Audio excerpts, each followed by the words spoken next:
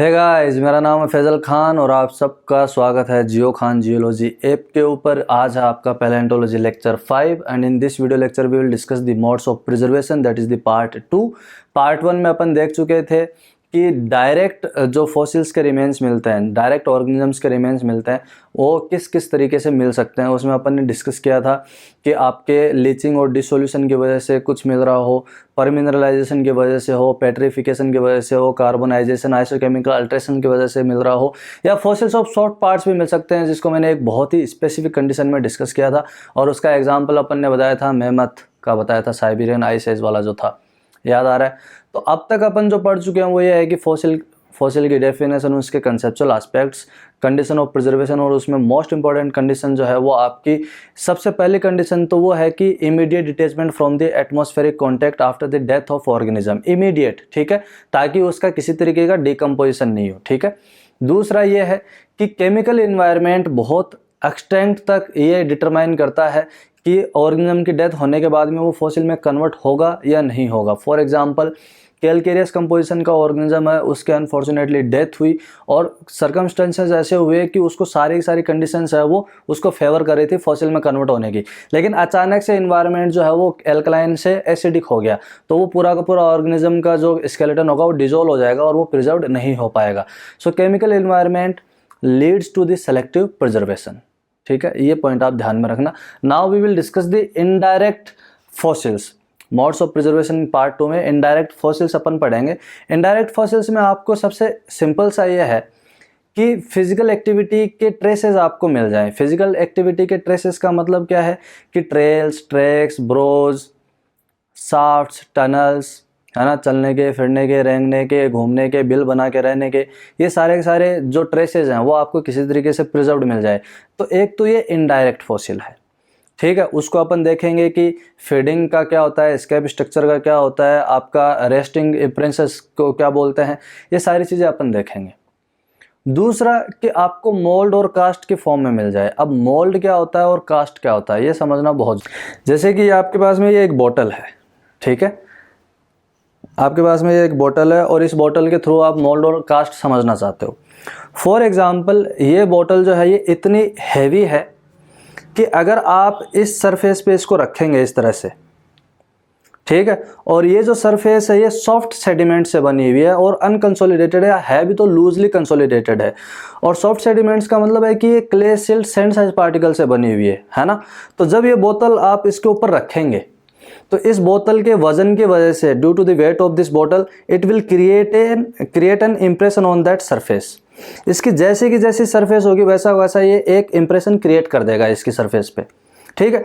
Let suppose कि ये calcareous composition की है, ठीक है, ये बोतल जो है ये कैलकेरियस कंपोजिशन की है, और थोड़े टाइम बाद में आपका केमिकल इन्वायरमेंट चेंज हुआ और ग्राउंड वाटर इसके कॉन्टेक्ट में आया। ग्राउंड वाटर आपका एसिडिक नेचर का था, तो ये पूरा का पूरा डिजोल्व करके इसको यहाँ से ले गया।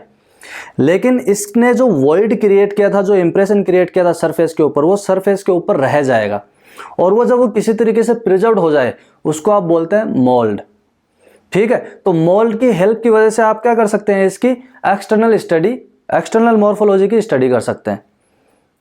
समझ में आ रहा है? तो मोल्ड आपको क्या दिखाएगा, external morphology of the organism, और वो किसके फॉर्म में दिखाएगा, इंप्रेशन के फॉर्म में। और जब इंप्रेशन दिखाएगा तो वो क्या होगा, इस तरह का एक डिप्रेशन क्रिएट करेगा, और जब डिप्रेशन क्रिएट करेगा तो इसको आप क्या बोलते हैं, नेगेटिव रिलीफ। तो मोल्ड आपका क्या इंडिकेट करेगा, एक तो external morphology of the organism, दूसरा जो डिप्रेशन क्रिएट करेगा वो आपका डिप्रेस्ड है, एलिवेटेड नहीं है। तो डिप्रेस्ड जब कोई रिलीफ फीचर होता है उसको आप बोलते हैं नेगेटिव रिलीफ फीचर। इसको मैं आगे डायग्राम से भी आपको शो करूंगा। तो आई होप कि आपको ये पॉइंट समझ में आ गया हो। तो मोल्ड में आप क्या करेंगे, एक्सटर्नल मॉर्फोलॉजी, एक्सटर्नल मॉर्फोलॉजी की स्टडी करेंगे, स्टडी ऑफ एक्सटर्नल मॉर्फोलॉजी।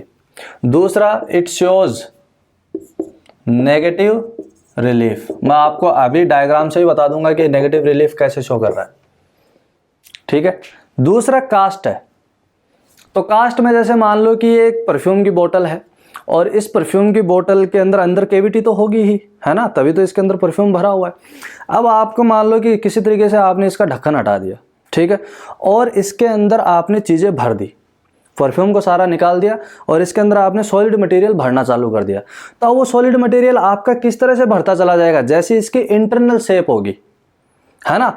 तो जो आप मटेरियल इसके अंदर भर रहे हो उसकी आउटर सरफेस क्या इंडिकेट करेगी, इसकी इंटरनल सरफेस को। समझ में आ रहा है। फॉर एग्जाम्पल कि ये एक बोतल थी, इसके अंदर कैविटी है, कैविटी के अंदर आपने कुछ मटेरियल भरा, जैसे कि सैंड भर दिया आपने, ठीक है। सैंड भरी तो वो सैंड का फिलअप है वो इस तरह से होता जाएगा जैसे इसकी इंटरनल स्ट्रक्चर है, ठीक है। तो जो सैंड की आउटर लेयर आएगी वो क्या इंडिकेट करेगी, इसकी इंटरनल लेयर को या इंटरनल स्ट्रक्चर को। तो कास्ट में अपन क्या कर फिर क्या होगा कि मान लो कि आपने सैंड तो भर दी, है ना, इसकी इंटरनल लेयर के जो इंप्रेशंस थे, जैसे जैसे इंटरनल लेयर थी वैसा का वैसा इंप्रेशन जो सैंड आपने इसमें भरी थी उसके आउटर सरफेस पे आ गया। अब फॉर एग्जांपल कि ये अगेन बोतल कैल्केरियस कंपोजिशन की है, बाद में फिर कुछ टाइम बाद में क्या हुआ, केमिकल एनवायरनमेंट बदला और पूरा का पूरा यहाँ से डिजोल्व होकर के चला गया, लेकिन इसके अंदर जो मटेरियल भरा हुआ था उसके आउटर सरफेस पे इसके इंटरनल सरफेस के रिमेन्स रह जाएंगे। समझ रहे हो ना। तो यहाँ पे आपका होगा क्या, ये आपको क्या करेगा, इंटरनल स्ट्रक्चर को समझने में हेल्प करेगा कि ऑर्गेनिज्म की इंटरनल स्ट्रक्चर कैसे थी। जैसे अपनी बॉडी है, अपनी बॉडी के अंदर होलो कैविटी है, पूरी की पूरी कैविटी है, हार्ट लंग्स वगैरह हटा दे तो पूरी की पूरी एक कैविटी है। तो कैविटी हटा दें तो कैविटी के अंदर फिर आप कोई और मटेरियल भर रहे हो तो वो मटेरियल किस तरह से एडजस्ट होता चला जाएगा, जैसे अपने स्केलेटन की इंटरनल सरफेस है। समझ रहे हो ना। तो जब स्केलेटन डिसॉल्व होकर के निकल जाएगा तो उसके अंदर जो मटेरियल भरा हुआ था वो क्या इंडिकेट करेगा, स्केलेटन की इंटरनल सरफेस को। ये तरीका है। तो कास्ट आपका क्या बताएगा, इंटरनल मॉर्फोलॉजी को, इंटरनल मॉर्फोलॉजी, ठीक है। In cast and mould in both we are getting the fact that the original material got dissolved and removed from the parent site, but एक में आपका एक्सटर्नल मॉर्फोलॉजी पढ़ने को मिल रहा है और एक के अंदर आपको इंटरनल मॉर्फोलॉजी पढ़ने को मिल रहा है, ठीक है। ये तो होता है मोल्ड एंड कास्ट। और मोल्ड आपका नेगेटिव रिलीफ बनाएगा, कास्ट आपका पॉजिटिव रिलीफ बनाएगा, ठीक है। नेगेटिव पॉजिटिव रिलीफ का मतलब क्या है कि जैसे मान लो ये एक आपकी सरफेस है,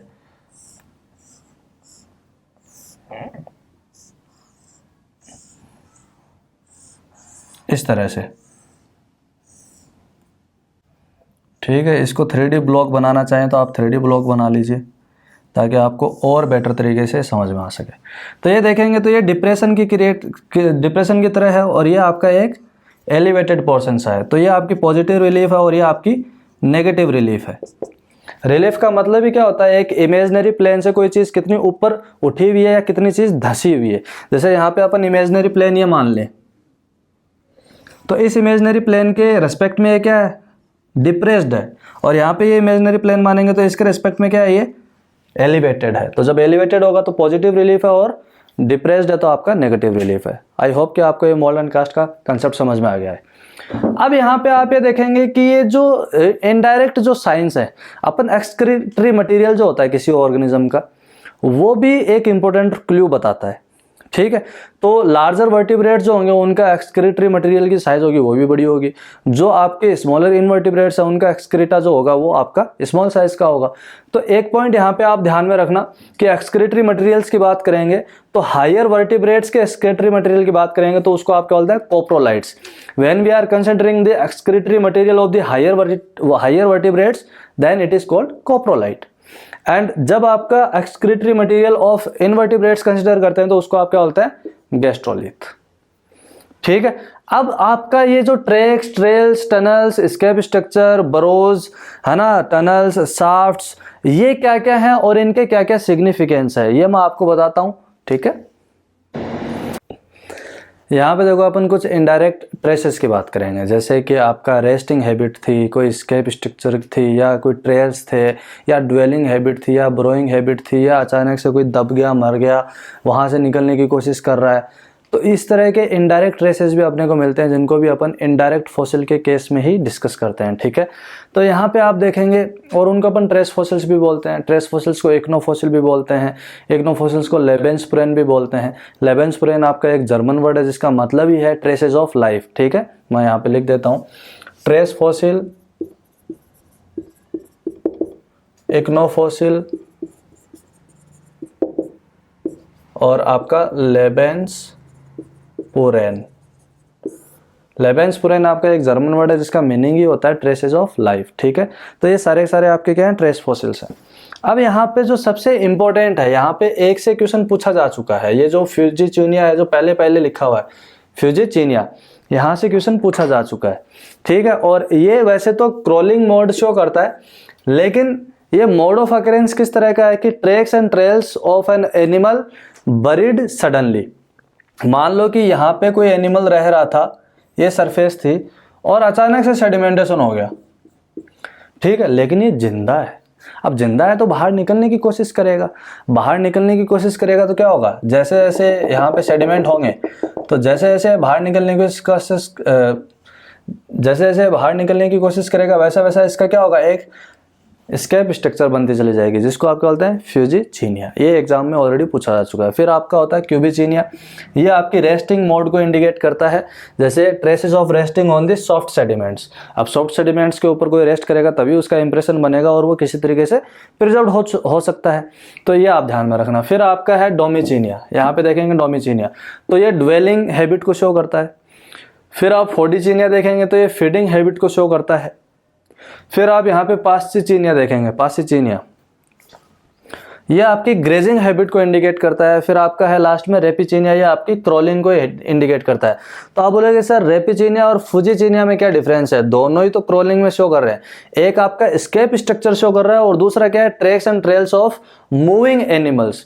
एक तो क्या है कि सडनली बरीड एनिमल्स है उसके आपको ट्रेसेस मिल रहे हैं, और एक है कि मूविंग एनिमल के ट्रेसेस मिल रहे हैं। तो जब मूविंग एनिमल के ट्रेसेस मिलते हैं उसको आप क्या बोलते हैं, रेपिचिनिया, और जब आपको स्केप स्ट्रक्चर या सडनली बरीड एनिमल के ट्रेसेस मिलते हैं उसको आप क्या बोलते हैं, फ्यूजीचिनिया, ठीक है। तो ये कुछ इंपॉर्टेंट पॉइंट है जहां से क्वेश्चन पूछा जाता है। अब कई बार क्या होता है कि क्वेश्चन और भी अच्छी तरीके से फ्रेम किया जाता है यहाँ से, और मैं देख रहा हूँ कि जीएसआई प्रीलिम्स में भी क्वेश्चन आया था यहाँ से, जो अभी मैं पोर्शन आपको करवाऊंगा, और आपका असिस्टेंट हाइड्रोलॉजिस्ट, असिस्टेंट जियोलॉजिस्ट में भी इस जगह से क्वेश्चन पूछा जा चुका है, तो उनको भी अपन कवर कर लेते हैं लगे हाथ ही। यहाँ पे आप एक चीज़ समझने की कोशिश करिएगा कि जैसे यहाँ पे ये आपके मेराइन बीच और इंटरटाइडल जोन को इंडिकेट करते हैं। दूसरा मैंने लिखा है क्रूजियाना, ये आपका सेलो सेल्फ को इंडिकेट करता है। चौथा जो लिखा है ये, तीसरा जो लिखा है ये नेराइट्स है, जो आपका टर्बिडिटी और पेलेजिक मड के इन्वायरमेंट को इंडिकेट करता है। और ये जो आपका ज़ूफाइकस है ये आपका डीप वाटर या डीप ट्रैंक्विल वाटर को इंडिकेट करता है। तो आपसे पूछा जाए कि इनमें से कौन सा एक इनडायरेक्ट फॉसिल है जो डीप ट्रैंक्विल वाटर कंडीशन को इंडिकेट करता है, तो आपका सीधा सीधा आंसर क्या हो जाएगा, ज़ूफाइकस। आपसे पूछा जाए कि नेराइट्स है वो किस तरह के इन्वायरमेंट को इंडिकेट करते हैं, पैलियो इन्वायरमेंट को इंडिकेट करते हैं, तो आप बोलोगे कि सर सिंपल सा है, टर्बिडिटी या पेलेजिक मड के इन्वायरमेंट को इंडिकेट करता है। मैं आपको एक छोटी सी चीज़ बताता हूँ कि ट्रेडिशनली अपन ओशन वाटर जो है या ओशनिक बेसिन्स जो है इनको अपन डेप्थ के अकॉर्डिंग क्लासिफाई करते हैं, और जो मॉडर्न रिसेंट है जो ट्रेंड्स हैं वो उनके अकॉर्डिंग अपन ग्रेडियंट के बेसिस पे क्लासिफाई करते हैं। ग्रेडियंट के बेसिस पे जो क्लासिफिकेशन है वो मैं आपको बताता हूँ, जैसे इस तरह से चलेंगे, ये आएगा फिर ये आएगा फिर ये आएगा इस तरह से। तो यहाँ तक आपका कॉन्टिनेंटल शेल्फ है, यहाँ ये जो है ये कॉन्टिनेंटल, ये सेल्फ ब्रेक है, सेल्फ ब्रेक से लेकर के यहाँ तक आपका कॉन्टिनेंटल स्लोप है, यहाँ तक आपका कॉन्टिनेंटल राइज है, और उसके बाद में ये अबाइसल प्लेन है। यहाँ पे आपका क्या चलेगा, वाटर कॉलम चलता रहेगा पूरा का पूरा, ठीक है। तो जो इंटायरली ये जो वाटर कॉलम का इन्वायरमेंट है इसको आप पेलेजिक इन्वायरमेंट बोलते हैं, ठीक है। और ये जो है ये पूरा का पूरा आपका ग्रेडियंट के बेसिस पे है। ये कॉन्टिनेंटल शेल्फ है, ये आपका कॉन्टिनेंटल स्लोप है, ये आपका कॉन्टिनेंटल राइज है, और ये आपका अबाइसल प्लेन है, ठीक है। तो यहाँ पे आपको ये दिखाएगा कि शैलो सेल्फ, तो शैलो सेल्फ का मतलब है कि यहाँ पे जो वाटर कॉलम की डेप्थ होगी वो कम होगी। तो क्रूजियाना आपको कहाँ मिलेगा, शैलो सेल्फ के ऊपर मिलेगा। नेराइट्स आपको कहाँ मिलेंगे, टर्बिडिटी और पेलेजिक मड में। तो आपको टर्बिडाइट्स आपको मेनली कहाँ मिलेंगे, continental slope to continental rise. और शैलो में भी मिलते हैं, कॉन्टिनेंटल शेल्फ में भी मिलते हैं, ऐसी बात नहीं है। लेकिन जो टर्बिडाइट्स होती हैं वो कॉन्टिनेंटल स्लोप में बहुत ज़्यादा प्रोमिनेंट होती हैं as compare to the continental shelf. ये चीज़ भी आप ध्यान में रखना। मैंने मेराइन प्रोविंसेस ओशियोनोग्राफी में पढ़ाया है, एक लेक्चर है पूरा का पूरा, एग्जैक्टली मुझे लेक्चर नंबर याद नहीं है, लेकिन आप देखेंगे मेराइन प्रोविंसेस ओशियोनोग्राफी में जा करके तो आपको मिल जाएगा, उसमें आप देख लेना, ये बहुत डिटेल में डिस्कस किया है मैंने, ठीक है। तो आप ये चीज़ें ध्यान में रखना कि किस तरह का एनवायरनमेंट है वो कौन इंडिकेट करता है। यहाँ पे देखेंगे जैसे मैंने आपको लिखा है कि marine beach and intertidal zone. अब इंटरटाइडल जोन का मतलब क्या है कि हाई टाइड और लो टाइड के बीच का जो जोन है वो आपका क्या है, इंटरटाइडल जोन है, ठीक है। तो वहाँ पे पानी आएगा जाएगा, तो एनर्जी कंडीशंस क्या होंगी, वहाँ पे बहुत ज़्यादा होंगी। अब जब जहाँ पे एनर्जी कंडीशंस ज़्यादा है तो वहाँ पे कोई ऑर्गेनिज्म स्टेबिलिटी तो नहीं रख सकता, मतलब आपको स्टेबल फॉर्म में तो रहेगा नहीं, कभी पानी के साथ इधर आएगा, कभी पानी के साथ इधर जाएगा। तो वो क्या करेगा, ट्यूब्स खोदेगा, मतलब पेनिट्रेशन करेगा सरफेस में, डीप वर्टिकल ट्यूब्स। सिंपल है।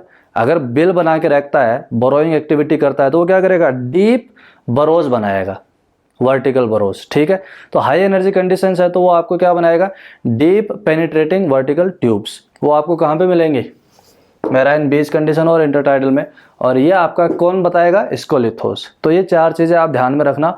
यहाँ से कांस्टेंट बेसिस पे क्वेश्चन पूछा जा रहा है, नेट में, गेट में, जीएसआई में और जेएम में भी पूछा जा चुका है या जा सकता है, ठीक है।